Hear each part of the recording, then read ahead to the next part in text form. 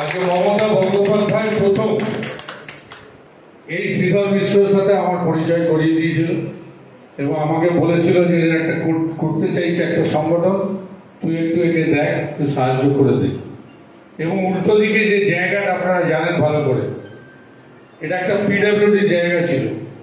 সেই পিডব্লিউডির জায়গা কিভাবে একমাত্র এটা মমতা ব্যানার্জির পক্ষেই সম্ভব, আমি দায়িত্ব নিয়ে বলতে পারি, অন্য কেউ পারত না। এই পিডব্লিউডির জায়গা আমার নিজে মনে আছে নবান্নয় বসে পিডব্লিউডির প্রিন্সিপাল সেক্রেটারিকে দিয়ে যে কি করে এটাকে ট্রাস্টের নামে, কেন এত সোজা নয় একটা ট্রাস্টকে ট্রান্সফার করা। শুধু মমতা বন্দ্যোপাধ্যায় পারেন, উনি পারেন না এমন কোনো কাজ নেই। সেই মমতা বন্দ্যোপাধ্যায় পেরেছিলেন এই ট্রাস্টকে এই জমি দান করেছেন। তারপরে আমি এসেছি, আপনাদের এখানে মন্দির তৈরি হয়েছে এবং সেই সময়টা ব্যাপক সাড়া ছিল। এবং এটা অস্বীকার করার নয় যে আজকে সনাতন ব্রাহ্মণ ট্রাস্ট, আজকে আপনাদের সেই দাবি উঠেছিল বলে সেটাও মমতা বন্দ্যোপাধ্যায়, আমি আবার বলছি, ইমাম ভাতা মুয়াজ্জেম ভাতা একরকম, কারণ তাদের ওয়াকফ বোর্ড আছে, সেখান থেকে দেওয়া যায়, কিন্তু অন্যদের ভাতা দিতে গেলে অনেক রকম প্রতিকূলতা আছে। কিন্তু সেই প্রতিকূলতাকে দূর করে মমতা বন্দ্যোপাধ্যায় শুধু এই পশ্চিমবঙ্গ রাজ্য সনাতন ব্রাহ্মণ ট্রাস্টের কথায় তিনি পুরোহিত ভাতা চালু করেছিলেন। আমার খারাপ লাগে একটাই জায়গা, যে পুরোহিত ভাতা চালু হয়েছে কিন্তু যারা লড়াই দিয়েছিলেন অনেকে আজকে সেই ভাতা থেকে বঞ্চিত আছে। সুতরাং এই কিছুদিন আগে যখন নেত্রীর সাথে কথা হয়েছিল আমি এই কথাটা তুলেছিলাম এবং আজকে আমি আপনাদের আশ্বস্ত করি, উনি নিজে বলেছেন যে যারা যারা ভাতা থেকে বঞ্চিত কিন্তু যোগ্য ব্রাহ্মণ পুরোহিত তারা প্রত্যেকে যাতে ভাতা পায় তার ব্যবস্থা করার জন্য এই পশ্চিমবঙ্গ রাজ্য সনাতন ব্রাহ্মণ ট্রাস্টকে উদ্যোগ নিতে বলেছেন। যার কারণে আপনারা জানেন বিগত দিনে আবার এইরকম নেতৃত্বদের নিয়ে আমি ইউনিভার্সিটি ইনস্টিটিউট হলে একটা মিটিং এ বসেছিলাম। সেদিন অসিদ্ধ উপস্থিত ছিল, বাকিরা কেউ আসতে পারেনি এবং সেদিনকে আমি বলেছিলাম, আমি তার রূপরেখাও বলে দিয়ে গেছি যে কি করতে হবে আগামী দিনে। এর বাদ দিয়ে আরো একটা বিশেষ কারণ আছে যেটার জন্য শ্রীধর বারবার আমার বলেছিল, প্রচুর ব্রাহ্মণ পুরোহিতরা বলে এবং আমি নিজেও জানি যে ব্রাহ্মণ পুরোহিতদের অবস্থা খুব খারাপ। একটু কোথাও হয়তো পুজো করে, কারোর তো আমি দেখেছি যে পাকা বাড়ি পর্যন্ত নেই, কারোর কি অবস্থা আমি জানি। সেই জায়গা থেকে দাঁড়িয়ে নেত্রীকে আমরা অনুরোধ করেছি যে আগামী দিনে অন্তত যারা এই যোগ্য ব্রাহ্মণ পুরোহিত আছে যাদের পাকা বাড়ি নেই, এই বাংলা আবাস যোজনার মাধ্যমে তাদের মাথার ছাদের ব্যবস্থা করতে হবে। সেই তালিকা তৈরির জন্য বিগত দিনে আমরা একটা মিটিং করেছিলাম, কি করতে হবে আমি সেটা এখানে বিস্তারিত বলছি না, দেরি হয়ে যাবে। এখানে উত্তম বাড়িকের মিটিং রয়েছে জেলা পরিষদে, প্রত্যেকেই ব্যস্ত, চলে যাবে।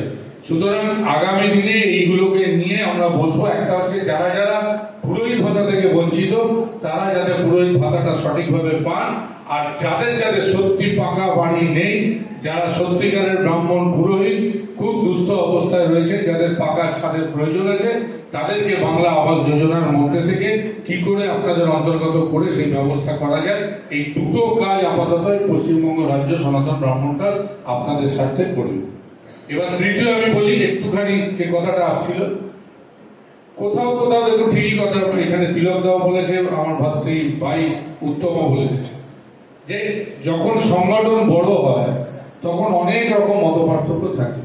বিগত দিনে হয়তো কোথাও কারো ছোটখাটো ভুলের জন্য কোনো জায়গায় হয়তো একটা সমস্যা তৈরি হয়েছে, কিন্তু আমি আবার বলছি, আবার আমরা একত্র আজকে হয়েছি এই একটাই কারণে যে পশ্চিমবঙ্গ রাজ্য সনাতন ব্রাহ্মণ ট্রাস্টকে আমরা সবাই চাই হাতে হাত মিলে, কাঁধে কাঁধ মিলিয়ে একভাবে চলবো, একতার সঙ্গে চলবো, ঐক্য রক্ষা করে এই সংগঠনটাকে আমরা আবার মহিরুহে পরিণত করবো।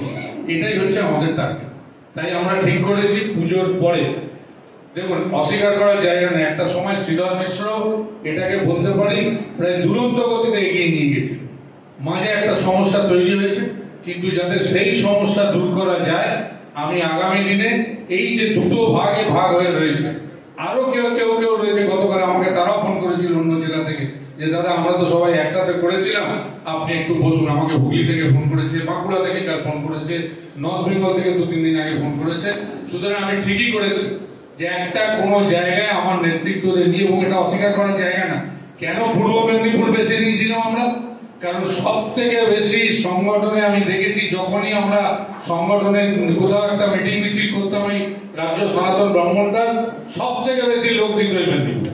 সুতরাং সেই কারণে আমরা চাই আগামী দিনে এই পুজোর হয়ে গেলে সবাই নেতৃত্ব যারা রয়েছে তাদেরকে রেখে, আরো দু একজন নেতৃত্বকে রেখে, আমাদের সমস্ত যারা বিগত দিনে যারা ছিলেন, বর্তমানে যারা আছেন, যারা বসে গেছে, সবাইকে নিয়ে এক ছাতার তলায় একটাই সংগঠন থাকবে সারা বাংলায়, তার নাম পশ্চিমবঙ্গ রাজ্য সনাতন ব্রাহ্মণ ট্রাস্ট।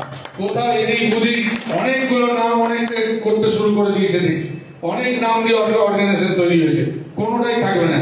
যেভাবে শিশির মঞ্চে আমরা সবাইকে এক করেছিলাম, আগামী দিনে আমাদের দায়িত্ব হবে নেতৃত্ব সবাইকে নিয়ে এক করে চলবে, সবাই মিলে অফিসে বসবে, সবাই মিলে মন্দিরে পুজো করবে।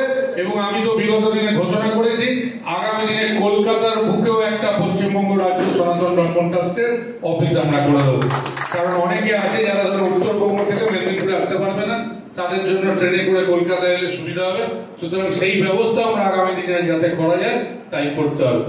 এবার আপনাদের যে দায়িত্ব, মমতা বন্দ্যোপাধ্যায় এগুলো করে দিচ্ছে, আমাদের দায়িত্ব। আমি বিগত দিনেও একটা সাংগঠনিক মিটিং করে বলে দিয়েছি, সামনে 26 আসছে, সেই 26কে পাখির চোখ করে আপনারা দেখছেন অনেকে চাইছে এই রাজনৈতিক উদ্দেশ্যে রাজ্যটাকে একটা অশান্তির জায়গায় নিয়ে যেতে, শান্তি বিঘ্নিত করতে, একটা অশান্ত পরিবেশ তৈরি করে দিচ্ছে।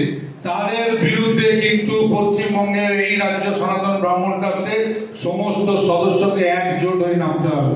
26কে পাখির চোখ রেখে প্রত্যেক জেলায় আমাদের সংগঠন আছে, প্রত্যেক জেলায় আমাদের সভ্যরা রয়েছে। সুতরাং তাদেরকেও গুরু দায়িত্ব তুলে নিতে হবে, ঠিক যেভাবে 2019-এ আমরা দায়িত্ব তুলে নিয়েছিলাম। হয়তো সেবারে তৃণমূল কংগ্রেস বিরাট সংখ্যায় হয়তো আসন পায়নি, কিন্তু আমাদের ছেলেরা, আমাদের সদস্যরা প্রচন্ড পরিশ্রম করেছিল। ঠিক 26-এও সেই পরিশ্রম করে আবার মমতা বন্দ্যোপাধ্যায়কে ওই মসনদে বসাতে হবে। এই শপথ নিয়ে আজকে এখান থেকে যেতে হবে। বাড়ি হবে, ভাতা হবে, আরো যা চান সব দেওয়া হবে। কিন্তু আপনাদেরও যেটা কর্তব্য মমতা বন্দ্যোপাধ্যায়ের প্রতি, সেই কর্তব্য কিন্তু পুরোপুরি আপনাদের পালন করতে হবে। সবাই একমত? সবাই একমত? সুতরাং পুজোর পরে আমরা বসবো, এই সংগঠনটাকে ঢেলে সাজিয়ে নতুন করে রূপ দেবো। এবং যারা কাজের লোক আমি জানি, কারা কাজের লোক আমি জানি, আমরা জানি। সুতরাং সেই জায়গায় তাদেরকেই দায়িত্ব রেখে আগামী দিনে যাতে এই সংগঠনটাকে আরো ভালো করে করা যায় তার ব্যবস্থা করব। এইটুকু বলে সবাইকে ধন্যবাদ জানিয়ে, কৃতজ্ঞতা জানিয়ে, শুভেচ্ছা জানিয়ে, সামনে পুজো সব আপনারা, আমি জানি কালকের পর থেকে আপনারা সবাই ব্যস্ত হয়ে যাবেন। সুতরাং সবাই পুজোটা ভালো করে করুন, পুজো মিটুক।